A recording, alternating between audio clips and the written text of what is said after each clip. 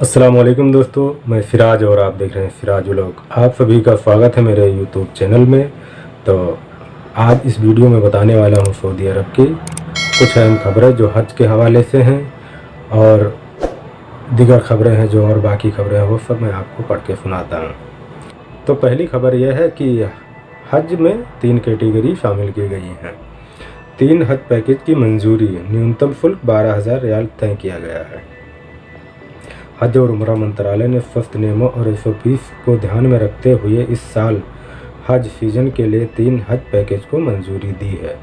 सबक वेबसाइट के अनुसार मंत्रालय ने कहा है कि हज पैकेज की कीमतें कोरोना वायरस के खिलाफ विशेष एहतियाती उपायों को लागू करने के कारण बढ़ी हैं। मंत्रालय ने कहा है कि इस साल हज के लिए 3 पैकेज पेश किए जा रहे हैं। पहला पैकेज गेस्ट स्पेशल टावर है।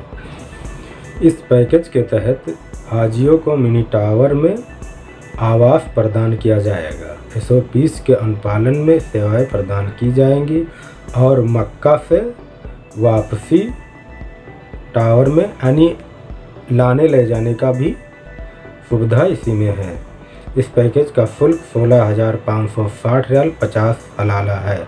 इस प्रति व्यक्ति है जिसमें वैट शामिल नहीं है। भुगतान के समय वैट की राशि ली जाएगी।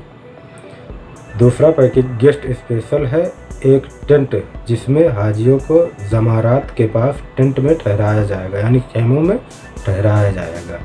इस पैकेज में सभी सेवाएं SOPs के प्रतिबंध साथ प्रदान की जाएंगी। मक्का में लाने और ले जाने का शुल्क प्रति व्यक्ति, इसका जो मक्का से और खेमों से लाना ले जाना होगा उसका और उसका जो शुल्क है यानी रेट है जो वह है 14,381.95 हलाला रियाल है। इससे वैट में जोड़ा जाना बाकी यानी इसमें भी वैट नहीं शामिल है।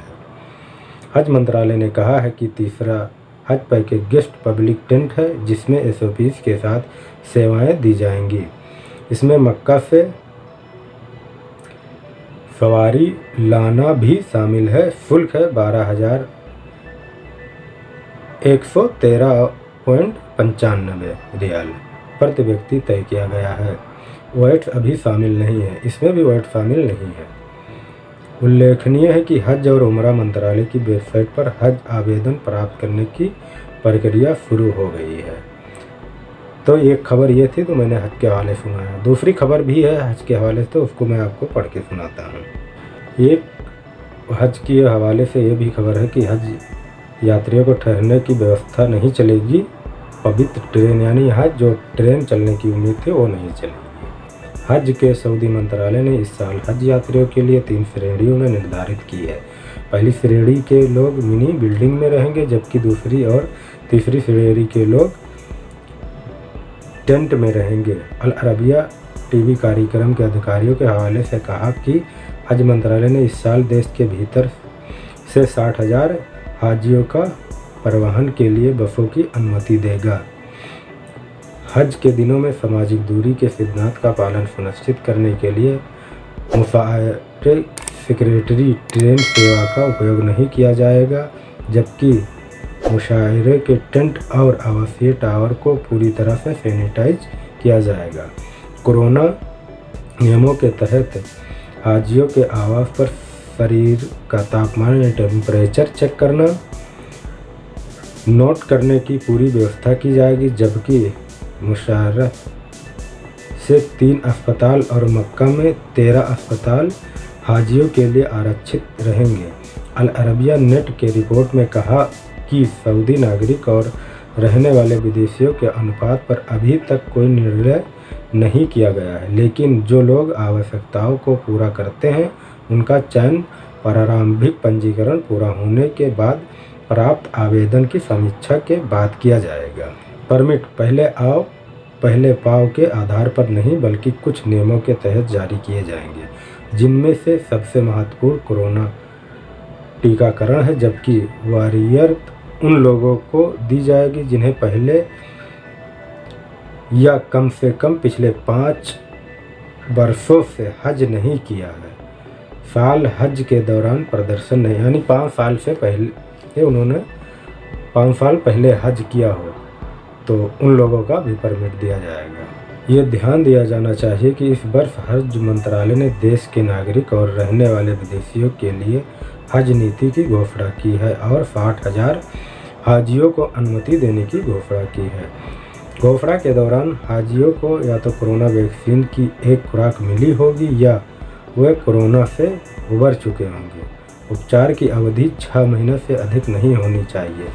तो इसमें ये बताया गया है कि उन लोगों को दिया जाएगा जो लोग 5 वर्ष से पहले हज किए होंगे, उनको 5 साल पूरा हो गया होगा, उनको भी मिलेगा। और जो लोग कोरोना वायरस की खुराक ये क्या बोलते हैं वैक्सीन ले लिए हैं उनको दी जाएगी। और जो लोग कोरोना बीमारी से ठीक हुए 6 महीना के हुआ होगा उनको दी जाएगी। तो एक खबर ये थी। आखिरी में कोरोना वायरस के हवाले से जो मैं आपको पढ़ के सुनाता हूँ, सऊदी अरब में कौन सी जगह पर कितने केस आए हैं।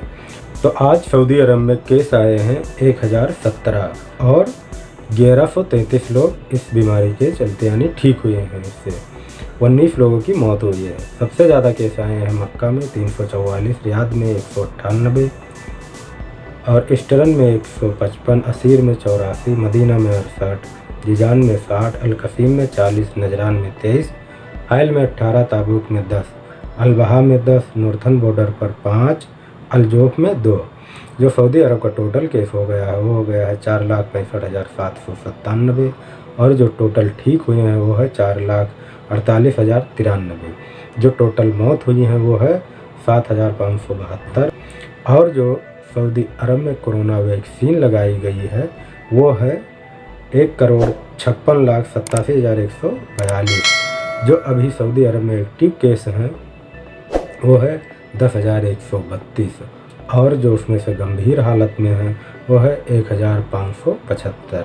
तो ये था आज कोरोना वायरस के हवाले से मैंने आपको पढ़ के सुनाया। वीडियो देखने के लिए बहुत बहुत शुक्रिया।